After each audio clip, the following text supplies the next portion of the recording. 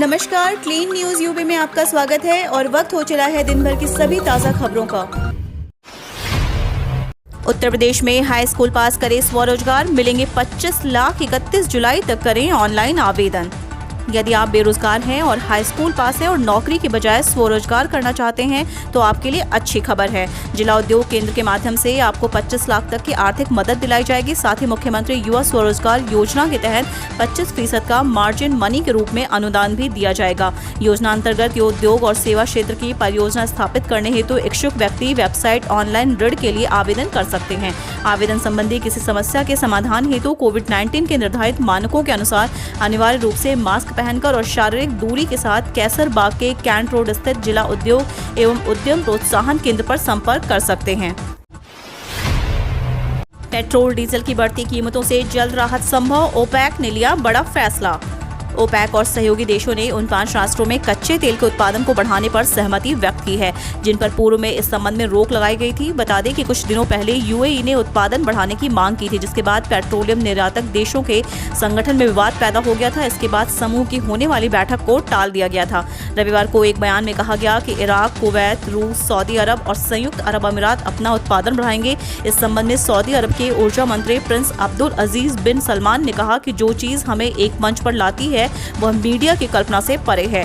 कई बिंदुओं पर हमारे विचार अलग हो सकते हैं, लेकिन हम फिर भी एक हैं। उन्होंने इस बारे में विस्तार से बताने से इनकार कर दिया कि उनके बीच आम सहमति कैसे बनी। बता दें कि कच्चे तेल के दामों में हो रही लगातार बढ़ोतरी के चलते भारत ओपेक देशों से उत्पादन बढ़ाने की मांग करता रहा है। दूर दराज के इलाकों तक एटीएम वैन की मदद से पहुंचाई जाएगी बैंकिंग सुविधाएं। उत्तर प्रदेश के सहकारिता मंत्री मुकुट बिहारी वर्मा ने कहा कि राज्य के सुदूर बसे ग्रामीणों और शहर वासियों के घरों तक नकदी और बैंकिंग सुविधाएं पहुंचाने के लिए सहकारी बैंकों द्वारा मोबाइल एटीएम वैन की व्यवस्था की गई है। सहकारिता मंत्री ने अपने गृह जनपद बहराइच स्थित जिला सहकारी बैंक के प्रधान कार्यालय में मोबाइल एटीएम वैन को हरी झंडी दिखाकर रवाना करने के बाद उद्घाटन समारोह को संबोधित करते हुए रविवार को कहा कि पश्चिमी उत्तर प्रदेश के जिलों के बाद बहराइच में मोबाइल एटीएम वैन शुरू की गई है। आने वाले दिनों में प्रदेश भर के अन्य शहरों व गांवों में सहकारी मोबाइल एटीएम वैन दिखने लगेंगी। 3 महीने में शिक्षक भर्ती का रिकॉर्ड बनाएगा चयन बोर्ड। उत्तर प्रदेश माध्यमिक शिक्षा सेवा चयन बोर्ड 3 महीनों में शिक्षक भर्ती का रिकॉर्ड बनाने जा रहा है। प्रदेश भर के 4500 से अधिक सहायता प्राप्त माध्यमिक विद्यालयों में प्रशिक्षित स्नातक और प्रवक्ता के 15,198 पदों पर भर्ती के लिए लिखित परीक्षा 7, 8, 17 व 18 अगस्त को होगी। सुप्रीम कोर्ट ने 31 अक्टूबर तक भर्ती प्रक्रिया पूरी करने को कहा है। इस आदेश को पूरा करने के लिए चयन बोर्ड ने एड़ी चोटी का जोर लगा दिया है। चयन बोर्ड के लिए राहत की बात यह है कि इस भर्ती से प्रशिक्षित स्नातक में साक्षात्कार खत्म होने से समय काफी बचत हो जाएगी। संजय सिंह के मामले में सुप्रीम कोर्ट ने पिछले साल 26 अगस्त को 30 जून 2021 तक शिक्षक भर्ती पूरी करने के आदेश दिए थे। चयन बोर्ड ने 29 अक्टूबर से ऑनलाइन आवेदन शुरू किए थे, लेकिन विधिक अड़चन के कारण 18 नवंबर को निरस्त कर दिया गया था। 16 मार्च से दोबारा आवेदन शुरू हुए, लेकिन कोरोना के कारण कई बार आवेदन की तिथि बढ़ानी पड़ी। उसके बाद चयन बोर्ड ने सुप्रीम कोर्ट से भर्ती पूरी करने के लिए मार्च 2022 तक का समय मांगा था, लेकिन 7 जुलाई 2021 को सुनवाई के दौरान शीर्ष अदालत ने चयन बोर्ड के अनुरोध को ठुकराते हुए 31 अक्टूबर तक भर्ती प्रक्रिया पूरी करने का अंतिम अवसर दिया है। इस तारीख तक आ सकता है यूपी बोर्ड हाई स्कूल और इंटर का रिजल्ट, सरकार ने तैयारी के दिए निर्देश। उत्तर प्रदेश माध्यमिक शिक्षा परिषद ने 25 जुलाई तक बोर्ड परीक्षाओं के रिजल्ट जारी कर सकता है। सरकार ने रिजल्ट जारी करने की तैयारी के निर्देश दे दिए हैं। नतीजे जारी होने के बाद लाइव हिंदुस्तान पर भी नतीजे चेक किए जा सकेंगे। रिजल्ट की तारीख मुख्यमंत्री के साथ बैठक करके जारी की जाएगी। इस बार 10वीं और 12वीं के नतीजे एक साथ जारी होंगे या अलग अलग भी जारी हो सकते हैं। बोर्ड भी पूरी तैयारी कर रहा है। जल्द तारीख जारी होने के बाद 25 जुलाई तक नतीजे जारी कर दिए जाएंगे। इस बार टॉपर्स की घोषणा नहीं की जाएगी। परीक्षाएं रद्द होने के कारण इस बार वैकल्पिक मूल्यांकन के जरिए स्टूडेंट्स को मार्क्स दिए गए हैं। भाजपा संघ ने की मिशन 2022 की पूरी प्लानिंग, जानिए मुख्य चुनावी एजेंडे। भारतीय जनता पार्टी और स्वयं सेवक संघ के बीच रविवार को लखनऊ में करीब 10 घंटे चली मैराथन बैठक में मिशन 2022 की रूपरेखा खींची गई। बैठक में संघ के स्वयं सेवकों के साथ ही संगठन के कार्यकर्ता मोदी योगी के काम को लेकर सियासी समर में उतरेंगे।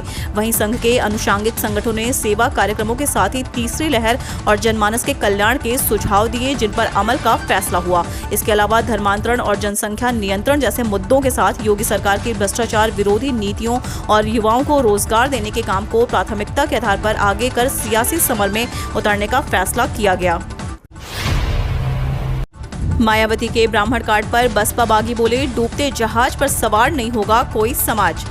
बहुजन समाज पार्टी के निष्कासित विधायक असलम रायनी ने पार्टी को डूबता जहाज करार देते हुए पार्टी प्रमुख मायावती द्वारा ब्राह्मण सम्मेलन आयोजित किए जाने पर कहा कि ब्राह्मण तो क्या, अन्य पिछड़ा वर्ग, सवर्ण और अल्पसंख्यकों सहित कोई भी समाज अब बसपा के साथ नहीं है।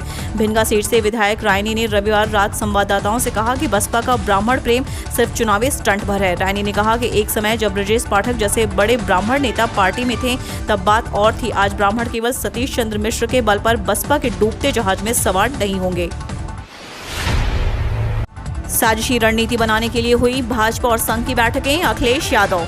समाजवादी पार्टी अध्यक्ष और उत्तर प्रदेश के पूर्व मुख्यमंत्री अखिलेश यादव ने रविवार को कहा कि राज्य के आगामी विधानसभा चुनाव में पराजय से आशंकित सत्तारूढ़ भारतीय जनता पार्टी और राष्ट्रीय स्वयंसेवक संघ ने साजिशी रणनीति बनाने के लिए हाल ही में चित्रकूट समेत कई जिलों में बैठकें की थी। अखिलेश ने यहां एक बयान में कहा कि जनता के सत्तारूढ़ भाजपा सरकार के प्रति गहराते असंतोष से पार्टी शीर्ष नेतृत्व भली भांति परिचित हो गया है। आगामी विधानसभा चुनाव में उसके हाथ से सत्ता फिसलता देख हताश निराश भाजपा और राष्ट्रीय स्वयंसेवक संघ की एक माह में चित्रकूट, वृंदावन और लखनऊ में बैठकें हुई हैं। इन बैठकों का एजेंडा साजिशी रणनीति बनाना है ताकि किसानों और करोड़ों बेरोजगार नौजवानों से किए गए वादों को किसी तरह भुलाया जा सके और लोगों को बहकाने के लिए नए नए तरीके ढूंढे जाएं। उन्होंने कहा कि भाजपा के पास अपनी उपलब्धि के नाम पर गिनाने के लिए कुछ भी नहीं है और भाजपा का मात्र संगठन यानी संघ इन हालात से चिंतित है और लगातार चिंतन मनन में जुटा है। किसानों पर पुलिस अलर्ट, कभी भी बंद कराए जा सकते हैं ये 7 मेट्रो स्टेशन। आज से शुरू हो रहे संसद के मानसून सत्र के दौरान किसान संगठनों ने अपने आंदोलन को फिर से तेज करने का ऐलान कर दिया है। किसान संगठनों का कहना है कि सत्र खत्म होने तक उनके 200 प्रतिनिधि रोज नई दिल्ली में इकट्ठा होंगे और संसद का घेराव करेंगे। इसे देखते हुए दिल्ली पुलिस हाई अलर्ट पर है। एक तरफ पुलिस के वरिष्ठ अधिकारी किसान संगठनों को सुरक्षा कारणों का हवाला देते हुए कार्यक्रम में बदलाव के लिए उन्हें मनाने की कोशिश कर रहे हैं, वहीं दूसरी तरफ नई दिल्ली में सुरक्षा के भी कड़े इंतजाम किए जा रहे हैं। संसद भवन के आसपास कहीं पर भी ज्यादा लोग जमा ना हो पाएं, इसके लिए इंतजाम किए जा रहे हैं। सुरक्षा कारणों के चलते संसद सत्र के दौरान नई दिल्ली इलाके में सभी मेट्रो स्टेशनों को बेहद शॉर्ट नोटिस पर किसी भी वक्त बंद कराने की जरूरत पड़ सकती है।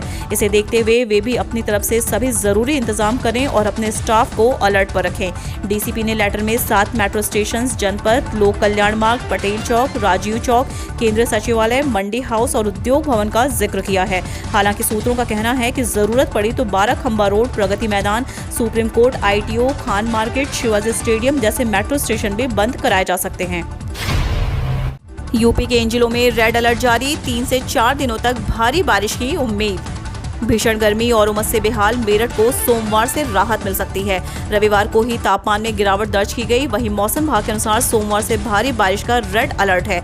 मेरठ सहित वेस्ट यूपी में मध्यम से भारी मानसूनी बारिश के आसार हैं। बारिश का यह सिलसिला 19 से 22 जुलाई तक जारी रहने के आसार हैं। कुछ स्थानों पर मूसलाधार बारिश होने के आसार हैं। 22 जुलाई तक उत्तर भारत के अधिकांश स्थानों पर मानसून की अति सक्रियता भी देखने को मिल सकती है। हालांकि बारिश से गर्मी और उमस से बड़ी राहत मिलेगी। मौसम विभाग के अनुसार रविवार सुबह से मेरठ और आसपास में आसमान में बादल छाए रहे। कुछ स्थानों पर बूंदाबांदी हुई। मेरठ में अधिकतम तापमान 31.6 और न्यूनतम तापमान 26.5 डिग्री सेल्सियस रिकॉर्ड हुआ। शनिवार के मुकाबले अधिकतम तापमान में करीब 5 डिग्री सेल्सियस की गिरावट हुई। हालांकि रात में 0.2 डिग्री सेल्सियस की बढ़ोतरी हुई। दिन का पारा सामान्य से 3 और रात का 1 डिग्री सेल्सियस अधिक दर्ज हुआ। एयर क्वालिटी इंडेक्स 74 दर्ज हुआ। बारिश की कमी से जूझते मेरठ को सोमवार से बड़ी राहत मिलने की उम्मीद है।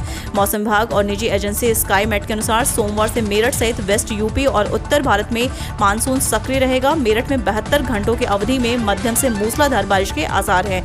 यही अधिमान सही साबित हुए तो मानसून के सीजन में ये 5 दिन मेरठ को अच्छी बारिश देने वाले होंगे। हम रोज ऐसी ही न्यूज़ लाते रहेंगे। यदि आपने अभी तक क्लीन न्यूज़ यूपी को सब्सक्राइब नहीं किया है तो फटाफट सब्सक्राइब कर ले। साथ ही बेल आइकन को दबा दें ताकि कोई भी अपडेट मिस ना हो।